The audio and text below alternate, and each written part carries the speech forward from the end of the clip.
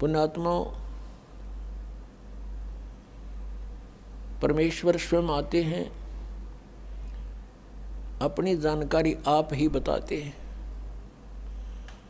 अपने द्वारा रची हुई सृष्टि की जानकारी वे स्वयं ही दे सकते हैं, ये तो अंडरस्टूड है।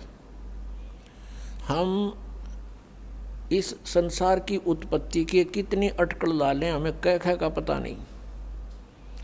तो ये साइंटिस्ट बता दें इतने ऐसे होकर ऐसे होकर ऐसे हो गए, इतने दिनों में ये पृथ्वी बनी, इतने में फलाना बना, ये तो अटकलबाजी है।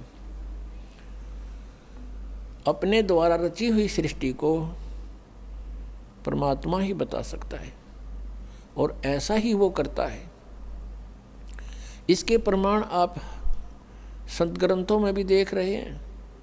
पवित्र चारों वेद परमेश्वर की महिमा से परिपूर्ण है,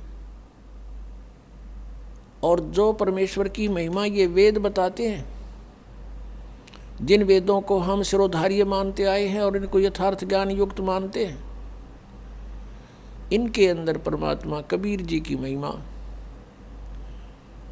लिखी हुई है। और वही लीलाएं परमेश्वर कबीर देव जी ने ही की हैं। उस दहाड़क कबीर ने, दुल्हा कबीर जो काशी में आया था, बनारस में आया था।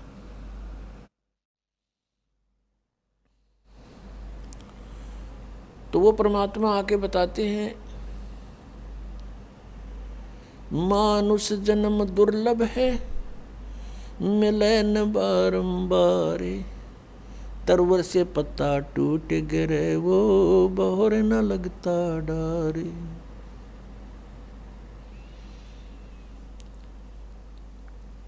परमात्मा स्वयं बताते हैं कि आप जिस परिवार में रह रहे हो उसको जानो, एक वृक्ष है, पेड़ है, उसमें आप पत्ता लगे हुए हो, और जिस समय वो पत्ता टूट कर गिर जाता है पुनः स्थापित नहीं हो सकता। ऐसे ही एक परिवार का सदस्य जिसकी मृत्यु हो जाएगी वो पुनः वहाँ नहीं रह सकता, नहीं आ सकता उसी स्थिति में। तो पुण्यात्माओं, परमात्मा याद दिलाते हैं,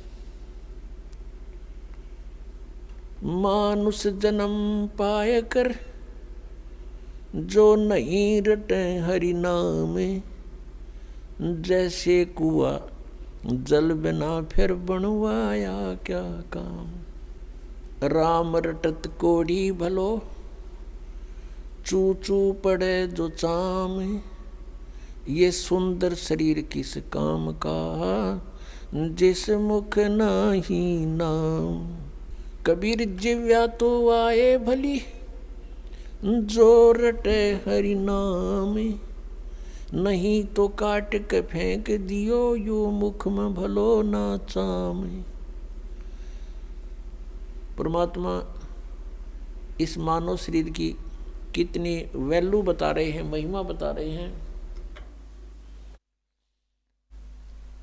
कि यदि इससे परमात्मा की साधना भक्ति करते हो तो ये मानव शरीर जी रहे हो, मानव जीवन जी रहे हो, मानव शरीर का तुम सदुपयोग कर रहे हो। और परमात्मा यहाँ तक बता रहे हैं कि इस मुख में, इस जीव्या की केवल एक आवश्यकता है, भगवान के गुण गाने की। इसके अतिरिक्त यदि हम भगवान की साधना इससे नहीं करते हैं, गुणगान नहीं करते हैं, तो इसको कहते ये मुख में चाम अच्छा नहीं, इससे अच्छा तो इसे न काट के फेंक दे। अपने आत्माओं, ये परमात्मा ये नहीं कहते कि इसको काट दो, इसका सदुपयोग करो। यदि हम परमात्मा के गुणगान नहीं करते हैं तो जीव का के प्रयोग करते हैं कि तो झूठ बोलने पेट के लिए, किसी को ऐसा वचन कह देते हैं, जैसे कहते हैं परमात्मा कहते हैं, हित पराई आत्मा और जीव बांध तलवार। एक तगड़ा व्यक्ति या उच्च अधिकारी किसी भी प्रकार से जो कुछ उससे शक्तिशाली है किसी भी तरीके से, और नीचे वाले यानी कमज़ोर व्यक्ति को ऐसे वचन बोल देता है, उसकी आत्मा रोती रहती है। और कहते हैं उस जीवया ने तलवार का काम कर दिया और एक अपने पेट के लिए यानी अपने रोजगार के लिए जीव ना जाने कितनी झूठ बोलते हैं और वो सारे पाप कमावा। इसलिए परमात्मा कहते हैं राम रटत कोढ़ी भलो, राम रटत कोढ़ी भलो, चू चू पड़े जो चामे, ये सुंदर शरीर किस काम का, जा मुख नाही नाम। राम रटत दारिद्र भलो, टूटी घर की छान, वो सुंदर महल किस काम के, जहाँ भक्ति नहीं भगवान।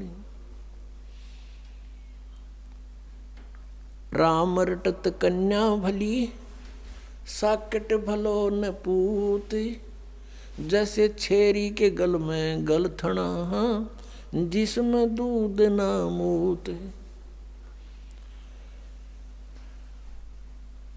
परमपिता परमात्मा हमें ये समझाने की चेष्टा करते हैं कि काल भगवान ने सारी उल्टी रीति हमारे चिपका रखी है। हम इस काल के जाल में इतने फंस गए हैं, फिर हमारा एक समाज बन गया है, उस समाज के अनुकूल हमें सभी सुविधाएं नहीं मिलती हैं, तो हमें फिर बहुत परेशानियां होती हैं। जैसे हमारे समाज में पुत्र की प्राप्ति अति आवश्यक मान रखी है कि यदि पुत्र नहीं होता है तो जीवन व्यर्थ है, चाहे कन्या कितनी हो जाओ। तो ये काल भगवान का एक जबरदस्त जाल है जो हमारे ऊपर फैला रखा है उसने।